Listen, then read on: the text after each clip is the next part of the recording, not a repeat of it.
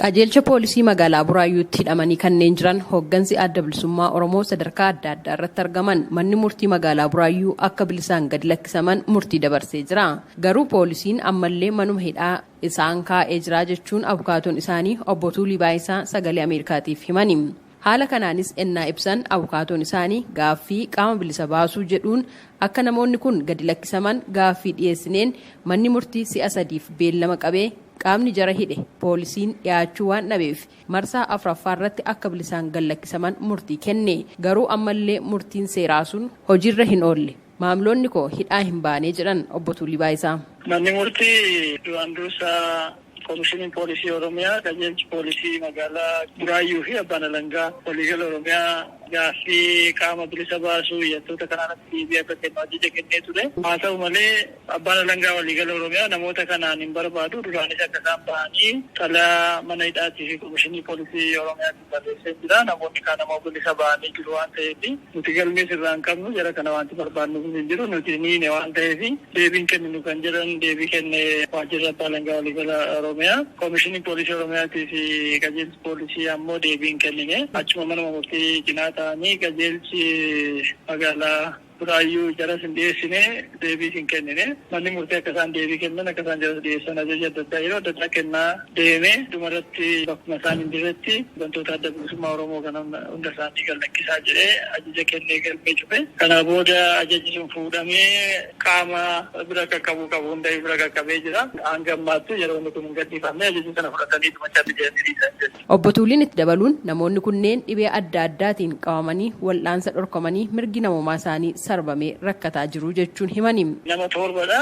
Jaalabdii Raggaasaa, Mikaa'el Booranaa, Kennasaa Ayyaansaa, Lammii Beenyaa, Daawit Abdataa, Dooktar Gadaa Oldiraa fi Gadaa Gabbisaadha. Namoonni kun dhukkuba adda addaati kan qabanii walakkaan isaanii dhukkuba mana hidhaa sana keessatti isaan qabate qabu. Walakkaan isaanii immoo dhukkuba adda addaa qabu. Siirasii dhukkubsatu. Haa ta'u malee mootummaan bajeta hin qabnu kan jedhuun yaalchisaan jiru. Mana yaalaa dhiisiiti guyyaatti namoonni kun dura tajaajilli isaanii qabamee ture birrii 20 nyaatuma isaaniitti poolisiin kan ramadeef jechuudha. Dhiyoo kanaas birrii 40tti ol guddisanii jiru. Egaa qaala'insa jireenya yeroo kanaa wajjin birrii 40 guyyaa tokkotti nama tokkoof maal akka godhuu danda'u namni tilmaamuu danda'a. Kanaaf koo guddaa keessa jiru jechuudha. Ajajni mana murtii hojiirra ooluu dhabuun wal qabatee maatiin hidhamtootaa, abukaatoon, paartileen siyaasaa adda addaa fi dhaabbileen mirgoota namoomaa irra deddeebiidhaan yaaddoo isaanii ibsaa turuun ni yaadatama. Koomishiniin mirga namoomaa Itoophiyaa yeroo adda addaatti ibsa baaseen dhimmi kun yaaddessaa ta'uu ibsaa ture. Ibsa isaa ji'a caamsaa darbe baaseen hooggansi adda bilisummaa Oromoo seeraan ala hidhamanii qajeelcha poolisii magaalaa Buraayyuutti argaman hatattamaan hiikaman jechuun gaafatee ture. Namoota manni murtii bilisaan gadhiise kan mirgi wabii kennameef kan galmeen isaanii cufame gara waggaa 2f gaaffii tokko malee hidhaman akka jiranillee koomishiniin kun ibsee ture. Ajajni mana murtii hojiirra ooluu dhabuu fi namoonni galmee qorannoof himannaa tokko malee mana hidhaa keessa jiran kan manni murtii bilisaan gad lakkise ilaalchisuun kan gaafataman itti aanaan koree dhaabbii dhimmoota seeraa bulchiinsaaf diimokiraasii mana maree bakka bu'oota uummataa isaa boruu akkana jechuun deebisani. Biyya kana keessatti olaantummaa seeraa mirkaneessuudhaaf bilisummaan manneen murtii mirkanaa'u. Aangoo heeran kennameeftu jira.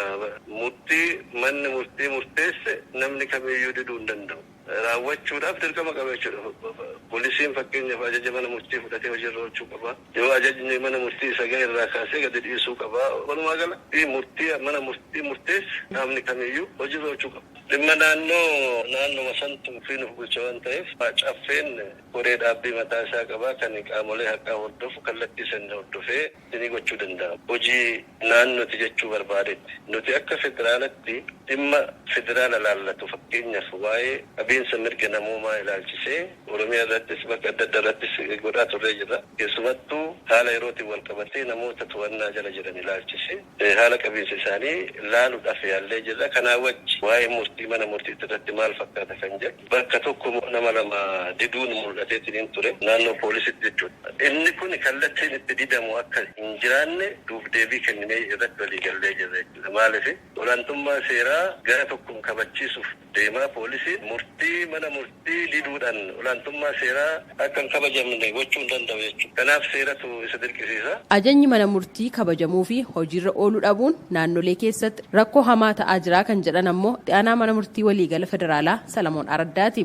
ክልሎች አካባቢ ከክልሎች ጋር ባለን ኢንጌጅመንት መጠነ ሰፊ የሆነ የፍርድ ቤት ትዕዛዝን አለማክበር ሁኔታዎች ከክልል ክልል ይለያያል። ይሄ ችግር አለ ተብሎ naannolee irratti walitti dhufeenya qabnuun murtee manni murtii murteesse bal'inaan hojiirra kan hin oolle ta'uu ni beekama. Naannootti garaagarummaa qabaatus rakkoon kun jiraachuu waltajjii waliin qabnu irratti kaasnee irratti mari'anneerra. Rakkoon baay'inaan akka jiru keessumaayyuu immoo manni murtii federaalaa dhimmichi nu ilaallataa sirna haqaa biyyattii keessatti kennamu waliin wal qabatee jechuun sirriitti irratti mari'atamee jira. Seera eeguuf kabajuu akkasumas olaantummaa seeraa kabachiisuuf qaawwaan akkasii uumamuu hin qabu jechuun adeemsi kun sirrii akka hin taane mootummaanis qaamoleen raawwachiistotaas qaamoleen seera baasanis qaamoleen dhimmi ilaallatu kan biraas dhimma kana waliin wal qabatee wanti mul'achaa jiru sirrii akka hin taaneef xiyyeeffannoon addaa kennamee fi hojjetamuu qabaa jennee rakkoon kunis hiikamuu qabaa jechuudhaan ejjennoo waloo qabannee jirra. Ajajni mana murtii naannoo Oromiyaa keessatti kabajamuuf hojiirra ooluu dhabuu waliin wal qabatee komii maatiin hidhamtootaa abukaatoon akkasumas dhaabbilee mirga namoomaa kaasan irratti hoggansa naannoo Oromiyaa, Koomishinii Poolisii Oromiyaa, Biiroo Bulchiinsaaf Nageenya Oromiyaa, Biiroo Kominikeeshinii Oromiyaa, Mana Murtii Waliigala Oromiyaa fi Koree Dhaabbii Dhimmoota Seeraa Caffee Oromiyaa irraa deebii argachuudhaaf carraaqqii taasisne har'aaf milkoofne. Gabaasa Sagalee Ameerikaatiif Tsahaay Daamxoo Finfinneerraa.